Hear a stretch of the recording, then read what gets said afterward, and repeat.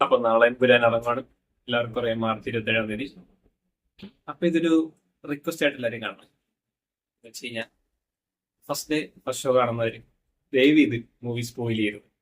എനിക്കറിയാം എക്സൈറ്റ്മെന്റ് കൊണ്ട് നിങ്ങൾ ചിലപ്പോൾ ഫോട്ടോസ് വീഡിയോസ് ഒക്കെ എടുത്തോ കുഴപ്പമില്ല. പക്ഷെ ഇത് ഫോണിൽ തന്നെ വെച്ചേക്കുക. വേറെ എവിടെ സോഷ്യൽ മീഡിയ പ്ലാറ്റ്ഫോംസിൽ വിടരുത്.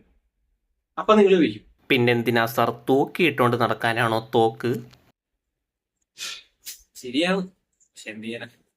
First day first show ticket ഇട്ടാത്തവർ എത്ര പേരുണ്ട്. ഇത് കഴിഞ്ഞിട്ട് കാണുന്നത് ഞാനതിൽ പെടുന്നില്ല. ഞാൻ ഫസ്റ്റ് ഡേ ഫസ്റ്റ് ഷോ തന്നെയാണ് കാണുന്നത്. ഞാൻ ബാക്കിയുള്ളവരുടെ കേസ് പറയുന്നത്.